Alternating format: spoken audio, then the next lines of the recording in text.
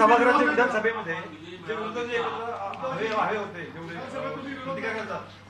आज मी बोलतो ना, पण सभागृहात आज मी बोलतोय आणि विधान परिषदेमध्ये स्पष्ट एक मिनिट, तसं तुमच्या पण वृत्तपत्रात कुठे विरोध दिसला नाही. तुम्ही पण नाही कुठे विरोध केला, कुठे कडाडून लिहिले तुम्ही कडाडून, कारण त्याच्यात तुम्ही पण उद्या येऊ शकता. मला असं वाटतं एखादं दुसरं वृत्तपत्र सोडलं तर कुठल्याही वृत्तपत्रात किंवा चॅनलवरती विरोध झालाच नाही. जर आपण 4 स्तंभ असू तर प्रत्येक स्तंभाचं काम आहे, आमचं पण काम आहे आणि आम्ही ते केलेलं आहे. विधान परिषदेत ते अधिक ठामपणाने आम्ही बोललो. आज सुद्धा मी तुमच्याशी ठामपणाने बोलतोय. ते बिल ज्या वेळेला आम्ही विरोध केला त्या दिवशी सुद्धा प्रेसशी मी ठामपणाने बोललेलो आहे.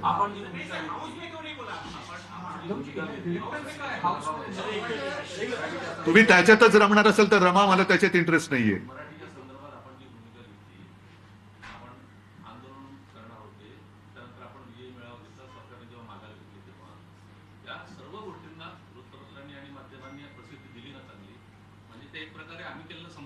आहे ना, मी जनसुरक्षेबद्दल बोलतोय.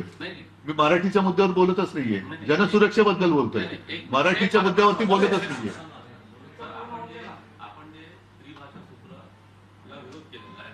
मुख्यमंत्र्यांनी आपल्या विजयी मेळाव्यानंतरही काल असं विधान केलेलं आहे की ही श्रीबाच्या सूत्र आम्ही लागू करणारच. तर याविषयी आपली त्याच्यामध्ये त्यांना व्यक्ती स्वातंत्र्य आहे, त्याच्यामुळे ते बोलू शकतात. पण कोणत्याही भाषेची सक्ती ही आम्ही लागू होऊ देणार नाही म्हणजे नाहीच. याचा अर्थ कोणत्याही भाषेला आम्ही विरोध करतोय असा कृपा करून गैरसमज करून घेऊ नका. पण कोणत्याही भाषेची सक्ती ही आम्ही लागू करू देणार नाही.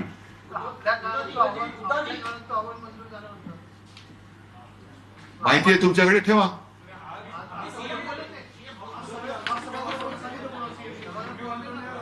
राष्ट्रीय शैक्षणिक धोरण 2020 धोरण अंमलबजावणीसाठी मुख्यमंत्र्यांच्या अध्यक्षतेखाली कार्यगट, मी मुद्दामून पान काढून आणले. तारीख आहे 27 जानेवारी 2022. म्हणजे पाडलं जून मध्ये. हे त्या 2022च्या जानेवारीतलं हा वृत्तांत आहे. उच्च व तंत्र शिक्षण विभाग, ह्याच्यात प्राथमिक विभाग शिक्षण नाही.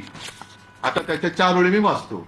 राष्ट्रीय शैक्षणिक धोरण 2020 संदर्भात स्थापन केलेल्या डॉक्टर रघुनाथ माशेल वेळेला ती निवडणूक जाहीर होईल त्यावेळेला आम्ही चर्चा करू शकतो आणि करू.